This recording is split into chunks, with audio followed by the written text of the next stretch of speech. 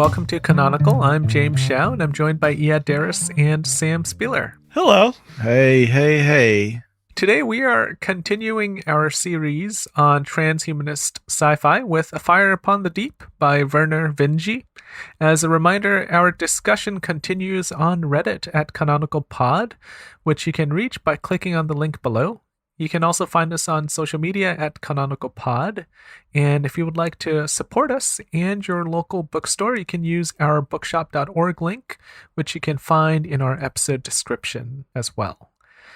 We will be talking spoilers here, so if you don't want the ending spoiled for you, check out our review episode, which was published last week. This is our second book in the series. Next week, we will review The Wind-Up Girl by Paolo Bacigalupi. So Sam, do you want to talk about stuff that's more intelligent than you? Well, one of the things that really jumped out to me was Vinge's popularization through this novel and through an essay that we're going to discuss. The idea of technological singularity. In the 90s, Vinge wrote an essay, The Coming Technological Singularity, in which he outlines 4 possible ways that technological singularity, the point at which technology exceeds human capabilities and becomes uncontrollable, could happen. Vinge himself is cautiously optimistic about the singularity, but the versions of singularity that we see in the novel might tell a different story. Do you think the vision of the singularity that we find in A Fire Upon the Deep is an optimistic one? And should we be scared? I think it's an unpleasant situation. I don't think that it's an optimistic novel. I think that the novel, maybe not fetishize, but it does romanticize the human experience. And I think that we see this kind of destruction at the hands of the Blight as something avoidable and unfortunate. There is no sense, I think, that human beings are better off having messed with the transcend in the novel. I think that they were quite happy to exist just in the beyond. The reason for the Blight coming to be, as I understand it in the novel, is that in the high beyond, this research team was gathering material from the realm of superhuman intelligences. And because of that, they had brought about the wrath, I guess, of the superhuman intelligence. They brought it into existence, and it fought back against them and other parts of the known universe. When we see the Alliance destroy, what's the human world called? Sandra K? Yes. It's a very sad moment in the story. And I think there's a kind of nostalgia that the human characters, and by extent, I presume, Vinge himself, feel is that human beings and something importantly human will be lost at the expense of this kind of meddling. The way he presents it in the novel is it's a tragedy, right? That's the way I see it, and I see it as an avoidable tragedy. Like there was nothing really gained. The entire novel is human beings causing a problem and then scrambling to fix it.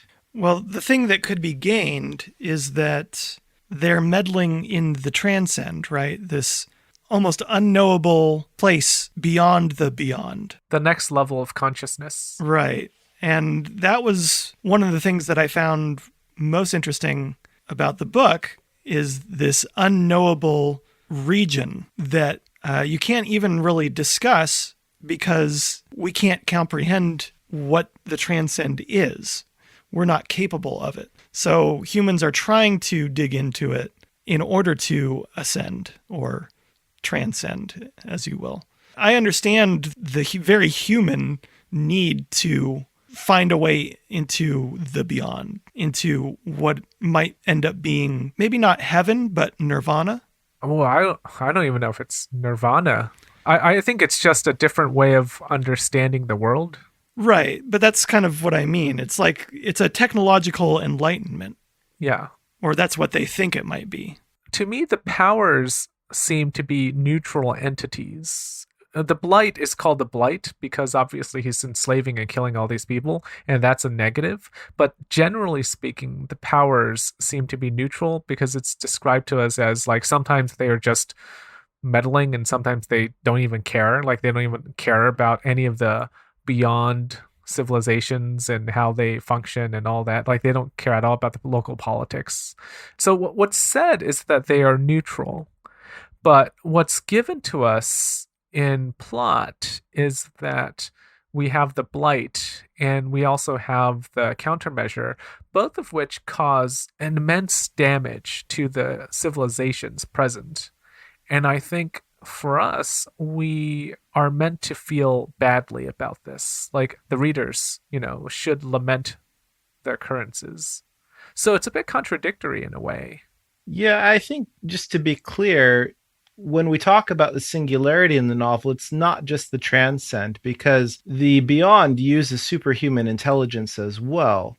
I think it's the trajectory towards, and the uncontrollable trajectory towards greater and greater intelligence that I think Vinge is showing us, whether intentionally or not. He's showing us a vision of an almost unavoidable future. There is a sense in the novel that I get that technology is inevitable and it's immutable. And once you start down that path, you can't control it. And even though the things that exist in the transcend don't care about us, because they don't care about us, they would just as soon destroy us as not. And that's an amount of power that you shouldn't have left up to arbitrary chance. There's a little bit of this feeling that things are predetermined for civilizations, where he talks about a young civilization ascends into the beyond and they're really ambitious and they, expand, and then they become an old civilization and they become kind of conservative and lax and less energetic. You get the sense that this is how things progress, which it's interesting, but it really made me think, is that true? Like, that's kind of like Asimov's idea where history can kind of be scripted out in his Foundation series. And that's been, obviously debunked because you can't predict the future the way that he presents it. But I feel a little bit uncomfortable with how Vinge portrays the arc of civilization because it's given to us in this predetermined way. The way I understood it is that there is a ceiling for most intelligent species, and there is a way to rise above that ceiling, but not for most species. Most species hit that ceiling and become, as you put it, lax. I didn't see it as lax necessarily. I saw it as this is their plateau. They can't get beyond the high beyond. That's as high as they go. But the underlying assumption is that these species are striving for that, or at least many of them are.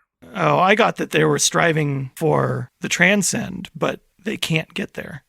Yes, that's what I mean. The species are striving for that, like expansion or betterment. I don't know if, other non-human species would strive for that. That seems to be a human thing. That's what I take issue with. I don't think it's a conscious choice. I think once the possibility exists, things naturally tend towards it. Whether or not people try to achieve that or not, it will happen. And I think that, when Vinge writes about these things happening, they don't happen on the scale of decades or centuries. It's millennia.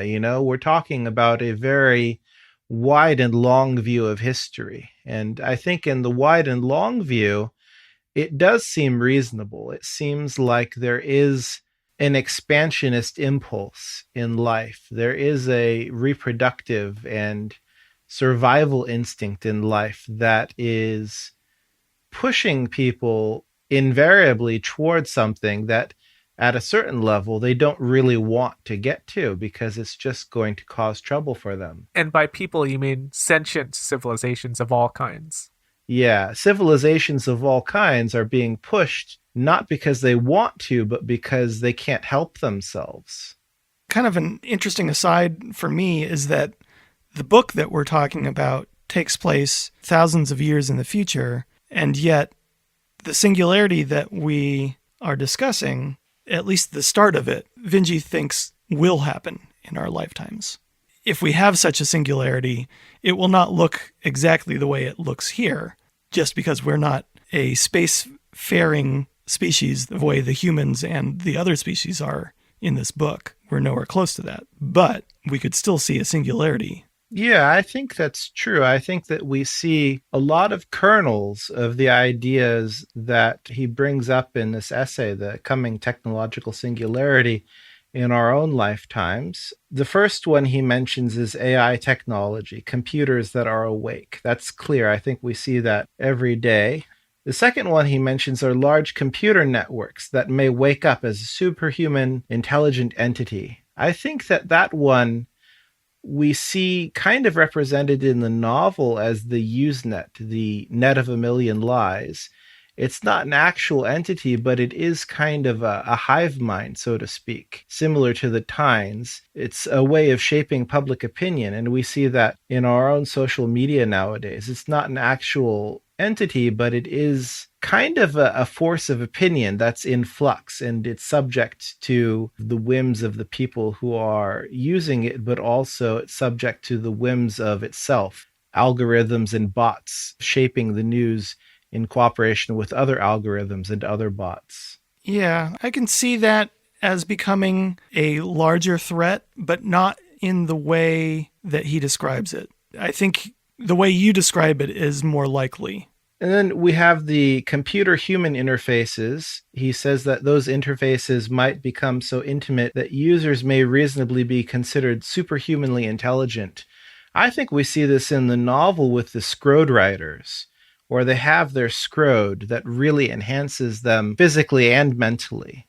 In our lives, we don't have a lot, but one example that I always think of is the example of deaf people who get a cochlear implant. And these are people who have even been deaf from birth. And then the implant is a piece of digital technology that allows their brains to hear things without using their ears. So they become cyborgs in the sense that they can hear things, but their hearing is not our hearing. And in fact, it may end up being better than our hearing in the future if the technology improves. It reminds me of Pistorius, a South African sprinter, because he has prosthetic limbs, but his prosthetics are actually better than human legs. So by degrees, we do see people augmenting human ability and human intelligence, even in our times. And I think, by the time of the novel, it'll definitely happen. We're actually closer to that than you think. In doing some research, and now I don't have the article open, but I found, kind of like the cochlear implants that you were talking about, there are teams of researchers who have already built implants that are neurological. The idea is that they will be able to help us control electronic devices with our minds. But apparently the technology is either already here or is barely around the corner. Do you think that this is something that we should worry about? Because in the novel, we have the Skroderiders who are initially a very benign sort of creature, but then it turns out that they're not. And when advantages are given unevenly, I think the novel shows us the possibility for that advantage to be either misused by the party that has the advantage, or it can be manipulated by other people for their advantage. I think it's something to be concerned about, for sure. In both instances, I mean, we already see people hacking into benign technologies just because they can, manipulating otherwise benign technologies for the fun of it. So what's to stop them from doing so to hurt someone? The last source of singularity that Vinge mentions is biological science, and he says that it can be used to improve human intelligence. I don't see this in the novel necessarily, but I think that we do see a different version of intelligence in the Times, and it's contrasted with a human intelligence, and I think it's probably one of the places that Vinge could have expanded on. How does that kind of pack mind have benefits over a human mind, because the Tynes are very proud of themselves, it seems. Like, what exactly is their advantage? They do talk about that very briefly, but you're right. He doesn't go into great detail, but he does talk about how humans are limited in that we're singular in our intelligence. We have to take great pains to communicate and work with people around us in order to get things done and share our ideas. But a pack, because they're a hive mind, they can delegate resources. They're limited by the fact that they have to be a hive mind and they don't have hands. But if they can work around the need for hands, and now that they have this radio, they don't have to necessarily all be together in one place. But also the fact that they can live for a very long time and they can breed certain attributes into themselves. And not all of the Tynes do, but the more intelligent ones do. The fact that they can live for, I think, Woodcarver is 600 years old, and she can see that period of history. That confers quite an advantage. So, do you think then that Vinge has a positive attitude towards eugenics? The thing is, though, I don't think he actually does weigh in on a lot of these issues. I think he just presents them. Yeah, where he kind of inserts himself is he allows the plot to develop in a way that we expect. He never makes us feel unsafe. He doesn't allow evil to win. He doesn't make us challenge our core beliefs. What he does is he presents all these interesting ideas, but they're never challenged, or they don't challenge us. Well, why is it that Woodcarver is such a sympathetic character and Steele is not? Right. That's a good example, because Steele is presented to us as cruel, and he has a malevolent intent, whereas Woodcarver just wants to, pursue more knowledge. She's trying to perfect something, some aspect of intelligence or some aspect of existence through breeding. Like, why is it that Woodcarver is good and Flenser is evil, right? Even though they ostensibly do the same things. And what is the significance of Flenser being Woodcarver's offspring? I guess the difference is that Woodcarver seems to lead a more democratic world, or at least, if not democratic, a more free world, a more free society, rather than Flenser, who manipulates people to get what he wants, or Steele, who rules by force and fear. It's the way that they mold their offspring that creates within us a kind of disgust when we read that Steele is killing, all his failed projects, and Flenser tortures his projects until he gets the result he wants, right? It's kind of like honing metal or forging metal, whereas Woodcarver seems to do it in a more benign fashion, and she has what she considers to be failures, but she kind of lets them live, right? She doesn't kill any of her projects.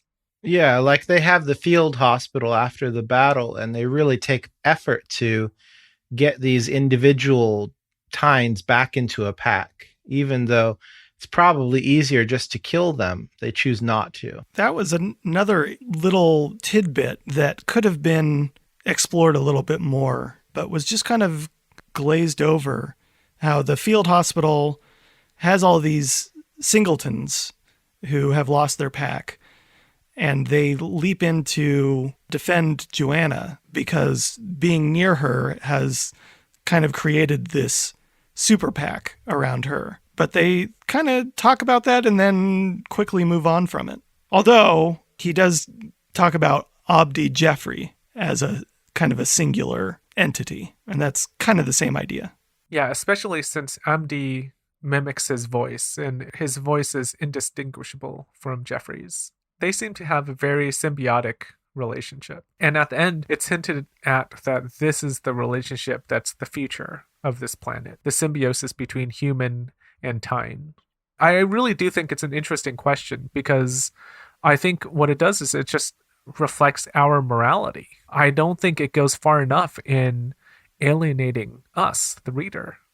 I think that's another science fiction trope. I think that science fiction readers, they want a novel that makes them feel smart.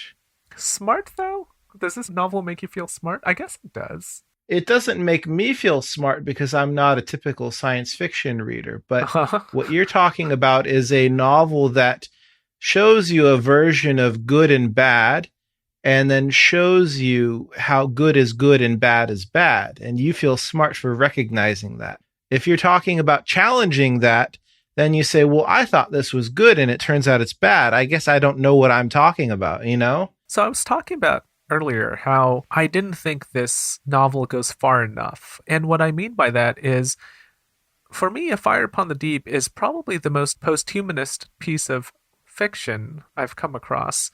We have, for example, unhuman aliens, super intelligent beings, the main human characters created to be a tool for the use of a more intelligent being. But despite all of that, I wonder how post-human is it really? Because as we talked about, the moral struggle is a very basic humanist conflict of good versus evil. And the conventional notions of good and evil are not challenged. The Tynes, despite their unique consciousness, act in very stereotypically human ways. Could this book merely be dressing up as a revolutionary post-humanist novel? Do you think its genes are still, disappointingly for me, humanistic? In terms of the idea of good and evil that you talk about first, I think that the novel does understand good and evil and morality in a certain sense from a very human perspective, but I don't think that's a problem. It doesn't disappoint me the way it disappoints you. I don't think of this novel as a philosophical novel that has to have a position that it advocates for. I think of it as a posthumanist novel because it has a posthumanist theme, but it doesn't have a position. I don't think that Vinge is obliged to defend posthumanism or the idea that human concerns are less central or less important. I think that it's very much a humanistic novel in the sense that the human characters are central and the human tragedies are tragedies, whereas the non-human death is considered less important or less significant. Yeah, I saw the humans as not being that central anymore, that really it was just a coincidence that Pham Nguyen receives the God Shatter and that he and Ravna are in a position to save the galaxy. I thought that was just happenstance, really. So to me, that felt like a post-humanist sort of way. Even though they are the central figures, they are not central to the galaxy. They're just central to the plot. They could have been otherwise, but why does Vinge choose humans? What is Vinge's perspective? I mean, that's probably just, it's easier to write from the human perspective. I mean, we've already discussed how his non-human characters feel very human. He obviously had trouble writing another way. I think, in a way, this is more of a lament than a critique, because I completely understand what you're saying, Sam. Like, that makes it very posthumanist as a novel. But I just wished that he took that extra step.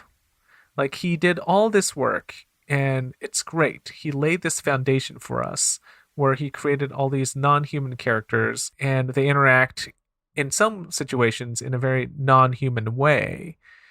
But in the end, the plot, the sort of emotional core of the book is still human. And I was kind of wishing that it was more than that. The soul of the book is human.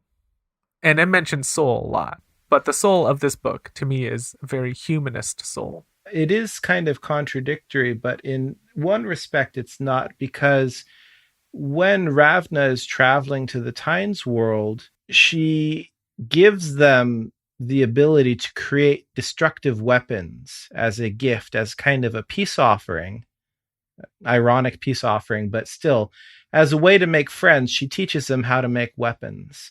And I think that in the typical sort of novel, you would expect this kind of destruction to be seen from the human lens as unpleasant, and especially if it's avoidable, why would you give destructive weapons to a primitive race? It seems, from a human point of view, to be cruel. But I think what makes it, again, more post-human is that the perspective of the novel is told at the very broad and long scale of history, seen from a huge galaxy full of millions of different solar systems and millions of different planets and different civilizations. I think if we see it that way, and we see it as, these people, or these Tynes, as it were, are going to get cannons anyways, it doesn't matter if humans give it to them now, because they're going to get them anyways, and they're going to kill each other anyways. So it is post-human in the sense that human values are decentered. If we think about 2 weeks ago, we were talking about Galapagos. That's very much a humanistic novel in the sense that Vonnegut definitely laments human folly, and he sees human folly as folly from the typical human perspective of, death and destruction and sadness are lamentable. But in this novel, it's inevitable, and it doesn't matter if we help it. On the other hand, the novel is contradictory because when we do have death and destruction happening to human beings, in terms of the destruction of the human world Sandra Kay, then we're meant to feel sorry about it. We're meant to feel bad about humans dying, which again gives human beings a prominent place, whereas the Tynes have a less prominent place. I agree with you, Iad, but I think the Tynes dying also have a prominent place in the novel, especially when they are ambushed. We are meant to feel sadness for, the different times they're bombarded, or at that time the laser sort of cuts across the field or whatever and kills a bunch of woodcarver troops. Or when Johanna sees the singletons, they're kind of pitiable. It's interesting that the humans, Ravna and Fam, when they're still on their way to the Tynes world, they never even consider the idea of trying to broker peace between the two warring Tynes factions. Even though Fam has these ideas that maybe we're being lied to, and that we probably are being lied to, it's not until they see another human that he stops firing on Woodcarver's people. Yeah, it's certainly not absolute. The novel's not saying that humans dying is totally sad and others dying is totally good, but rather, in order of magnitude, humans dying is much worse. Like, in the novel, when Sandra Kay is destroyed, it happens off screen, so to speak, but it's still a very sad event. Another way of putting it, I'd say, is all the people who kill humans are bad guys in the book. But are they? I mean, they were operating on a misunderstanding. Well, that's, again, you see them as bad guys because of your perspective. As a human being, you would say, well, killing human beings is wrong. But if they thought that the human beings were trying to kill and enslave the universe, then yeah, kill human beings. I'm not saying I think they're bad. I'm saying they're presented to us as the bad guys in the book.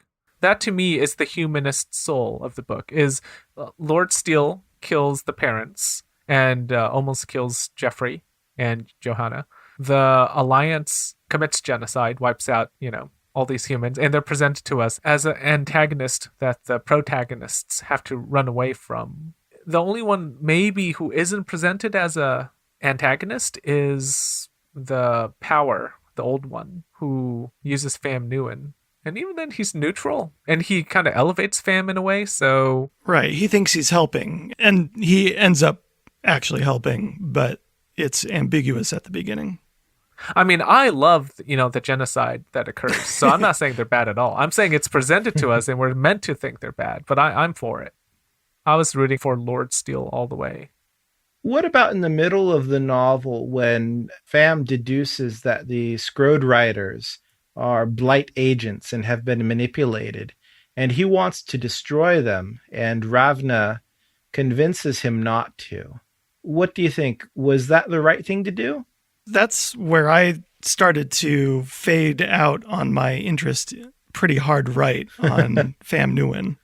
You know what, though? I actually found that storyline way more interesting than the Tynes storyline.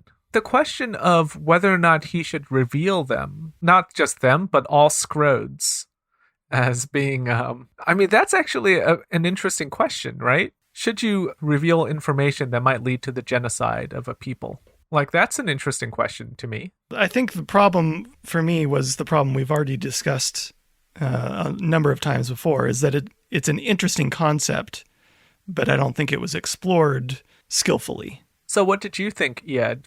I mean, in that situation, do you think ethically it's okay to reveal that information, knowing that it'll probably lead to the genocide of Skrodes?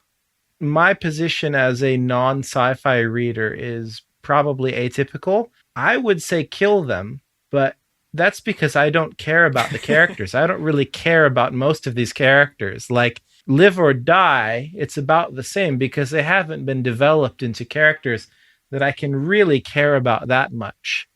And to me, they just seem like weird mechanical Christmas trees on wheels. Like, I don't really understand them.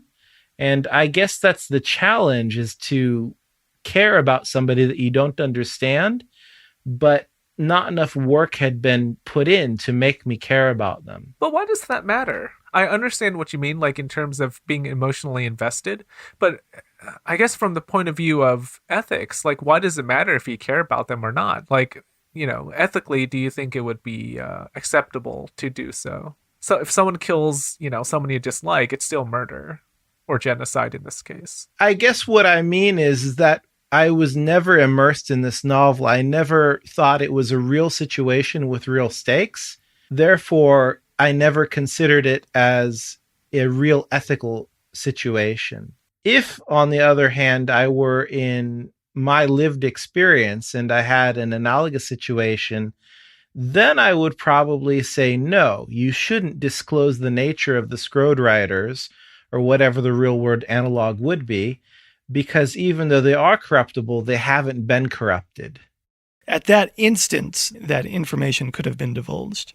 What about after the blight has been effectively stopped, but is still out there? The surge made it so that the blight will be out in the slow zone for millennia, but still exists and still has theoretical power, if not actual power. Then if you are able to communicate with the rest of the galaxy, I guess they've created a slow zone around them. So maybe that isn't even an option. But if you had the option to communicate after the fact, would you do it?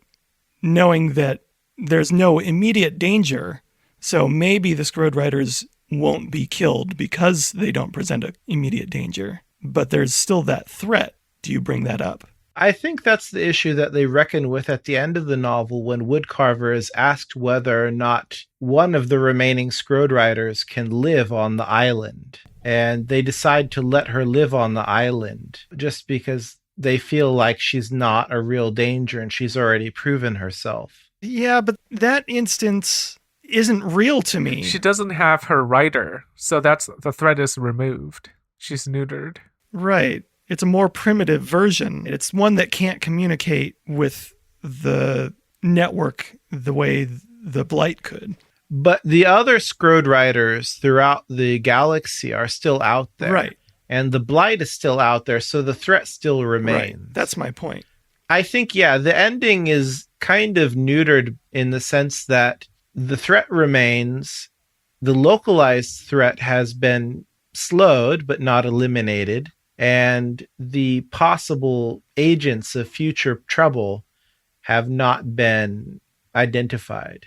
So, I mean, it's definitely probably Vinge just setting himself up for the trilogy. I don't know why else he would leave it so ambiguous, because it's not ambiguous in an attractive way. It's an ambiguous ending that's just kind of bleh, Oh, I'm kind of surprised. I had no issues with that at all. The ending, I mean. My issues largely have to do with it being in need of thinning out. But with the overall, like where it begins and ends, I thought that was fine. And the overall arc of it, I thought was fine. What I liked about the ending is that the Blight could be stopped, but at the expense of so many other civilizations being destroyed. That was very interesting. But because the Blight was not eliminated, but just slowed, it loses some of the interest. Like, it's already complicated.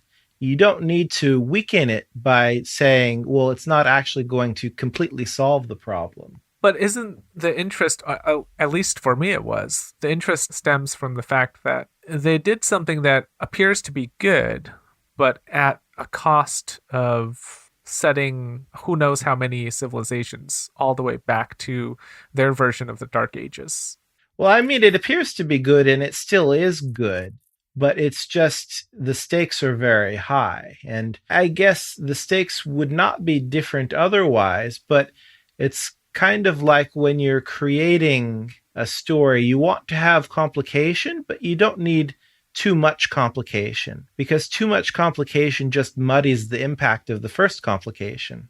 One thing I liked about this book is how, in some ways, the future is very much a callback to the past or the traditional. You have the super intelligent beings, the powers, but really what that is it's a religion, and it's a religious being. I think that's interesting. Like, you get the sense that science is progressing and you get to ascend or transcend or whatever, but really it just delves with godlike beings. And we are in this in-between space right now where a lot of people are atheists and they just don't believe in godlike beings. So it's kind of like the future looping back to the past.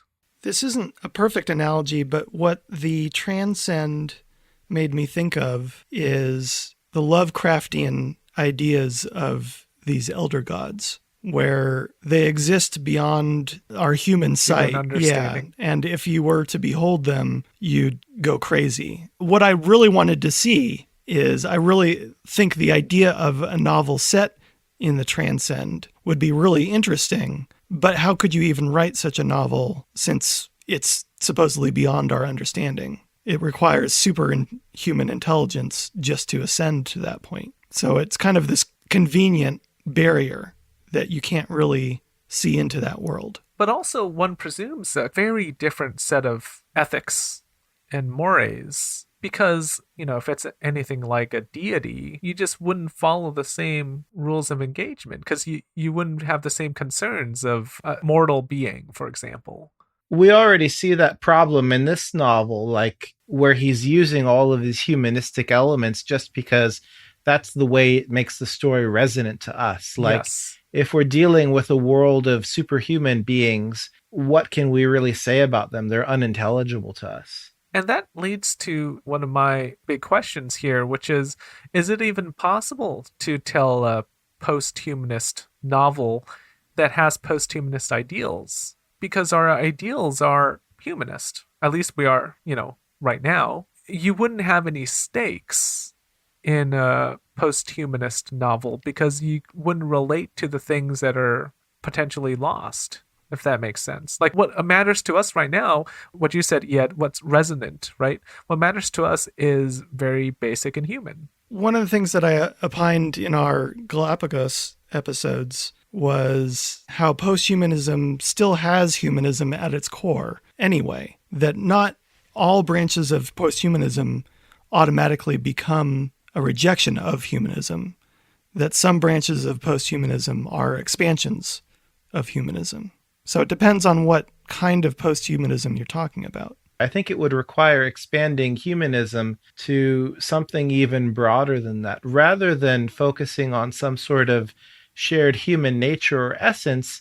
You would have to focus on some shared or resonant aspect of the essence of all living creatures. And while it's true you could find something that would connect a reader to that, it would be so watered down that it would be almost boring, Like, yes, we all want to survive, but the survival instinct is a pretty thin premise to build a novel on. I think what's interesting is Vinge tries to do it here, because what happens is just, civilizations are wiped out. It is a question of survival, which is probably the most basic common denominator for living things. I think he tries to get at it, but even then it's flawed. It seems kind of silly to us, or melodramatic, because it's getting at something that's so big and basic that you kind of think, well, it's, you can't really relate to it on a personal level. But that's the point. It's post-human. So it's post-you. You shouldn't be able to relate to it on that level, at least the you that you are right now. All right, that's enough ranting for me right now. Let's take a break. And when we come back, I'll rant some more. We'll be right back.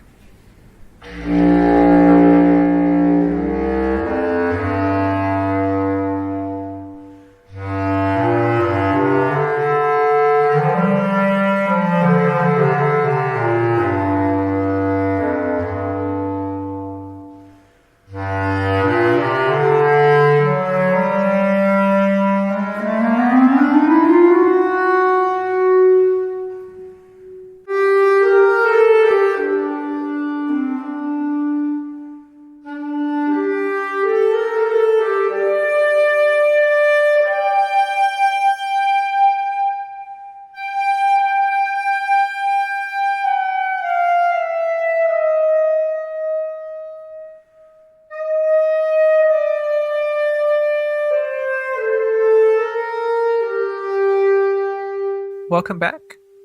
So in a previous episode, I noted that my problem with the philosophical novel is the novelist is overly beholden to philosophy and sacrifices the veneer of reality. But I don't really have this problem with philosophical sci-fi, because I think the reader understands that the premise is predicated on speculation. Do you guys feel the same way? Is there a distinction for you between philosophical sci-fi and philosophical realist novels?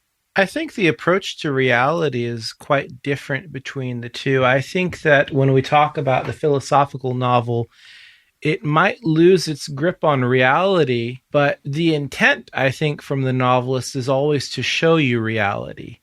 It may be difficult to show you something that feels like reality while showing you the philosophy at the same time, but the intention is not to say it could be like this, but rather to say it is like this.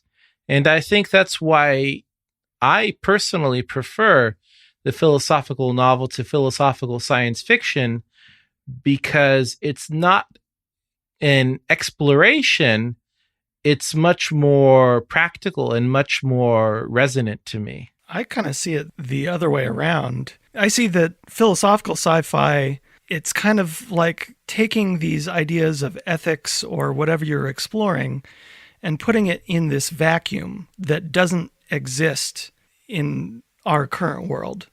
So the possibilities are more open and more expansive, but that also allows you to explore the ideas in ways that would be more difficult in a more realist setting. I think that's partly why I am more open to philosophical sci-fi than most philosophical novels.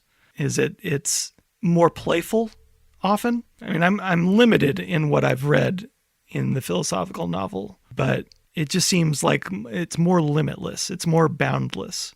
We talked about analogous relationships in a previous episode, where the philosophical novel, that it's kind of an offshoot of the allegorical novel or allegory in general. And that's part of what sci-fi does well.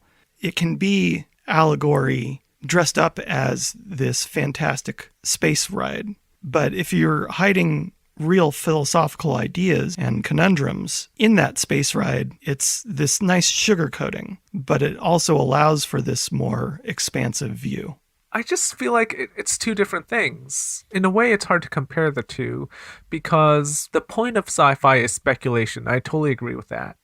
And the point of speculation is to create this kind of thought experiment, which allows the philosophical idea to play out.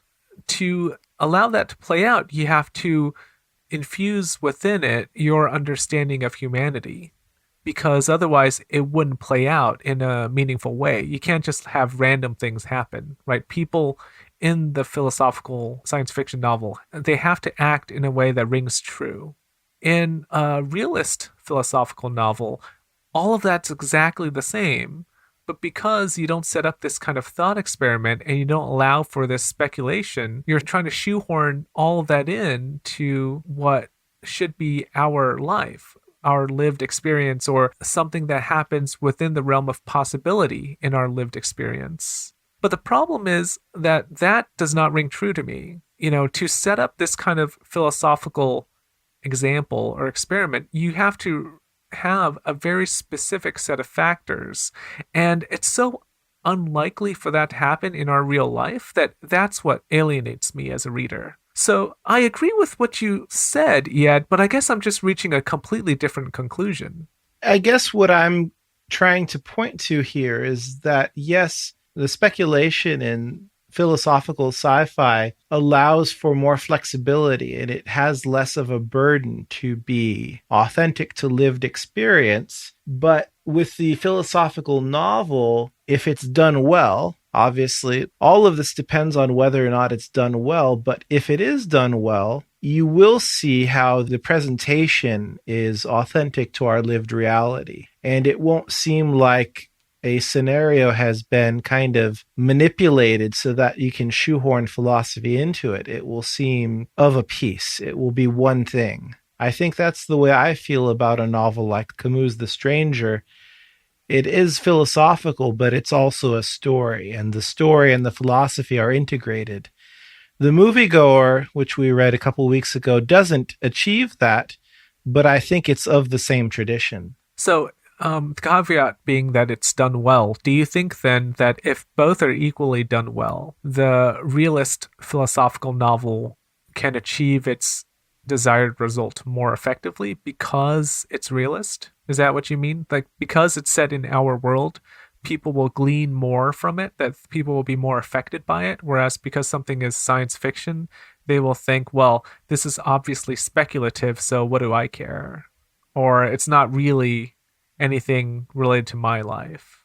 I think that the philosophical novel has an immediacy to it that shows the reader, when it's done well, how situations exist and how life exists in this world.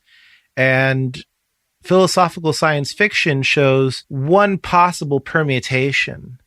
And it's interesting in kind of an academic way to speculate, well, what would happen if this was like this and that was like that?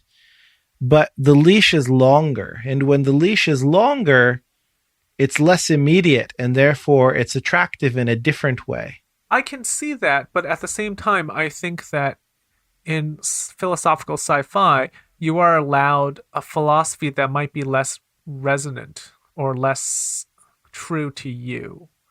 For example, if we take Kierkegaard, if you're not Christian, but you have this kind of Kierkegaardian progression, but you're not Catholic or religious, in a realist novel, it might not ring true to you, but in a sci-fi novel where everything's kind of allegorical and it's speculation and you set it up as some kind of ascension, I mean, that might ring more true to you, if that makes sense. Because the realist novel is something that you don't believe in. But the philosophy or the idea is present. I think it might be more accessible if it's set in an unreal environment. In other words, I think engaging with an alienating philosophy or a philosophy that forces you to reconsider your preconceived notions might be more effective in a science fiction novel. I don't know if it would be as effective in a realist novel, because you'd have these characters where right off the bat you might be predisposed to disregard whatever philosophy is being presented to you. If you do that, I would say that you're being unfair. I mean, you've already entered the situation with a prejudice, and you're saying, well, I don't like the way this looks from the outset, so I'm not going to pay attention. I'm just saying, and this, we're talking hypothetical, so there's no way of me, even proving this. I'm just saying hypothetically, I can see sci-fi as being more effective in removing bias. Because it's speculative, people are more willing to accept that, oh, this could happen. That's the problem, though. Yeah, this could happen. The effect for me of philosophical sci-fi is it's playful. The effect of a realist philosophical novel is it's important. So important versus playful, realistic versus speculative. That to me is substantial. I think that's a bias, though. I think our picks here aren't representative, but I think you can have a philosophical sci-fi novel that is important. If it were speculative, specifically focusing on that aspect, then I would say no, because it's showing you one possibility of many. And I think what adds the import for me in a philosophical novel is the fact that I see this as my life and the circumstances that I actually live in. That's what makes it personally important. I think that's a personal bias. Okay, I mean, I'm willing to say that this is something that I believe, and it's possible that other people don't, but it seems very unlikely that people would care more about and find things more important if they thought it wasn't part of their real life. But it's not, I mean, the whole point of philosophy is being able to think in another way, right? To twist around an idea and make someone consider something else. But why is considering that idea important? It's important because it has a relation to your lived experience. Sure, but can't you say the same about science fiction? Not that I don't have any relationship to these Christmas trees on skateboards, but can't you make analogies in your brain? I mean, that's what novels are all about, is can you draw connections from this thing to that thing? And philosophy is just another way of doing that. But philosophical sci-fi just is on a different plane. I don't see it as a lesser thing or a less convincing thing necessarily. I think it's quite capable of teaching or persuading the same things. It's just another way of doing it. Just to be clear, I'm not saying that it's lesser or inferior. I'm saying it has a different function. And I think that that function of playfulness that you get when you have more speculative premises and you don't worry about connecting the events of the novel to the events of a real life are important and meaningful and interesting, but they're not important in the same way. I guess I just have to continue to disagree. Yeah, I don't think we can resolve it here for sure, unless we cut Yad's mic and then, we win. Let's conclude here. Thank you for listening. You can find our reading schedule on Reddit at Canonical Pod, where we also post threads for our book club discussion every Wednesday. We'd love for you to join us and share your thoughts.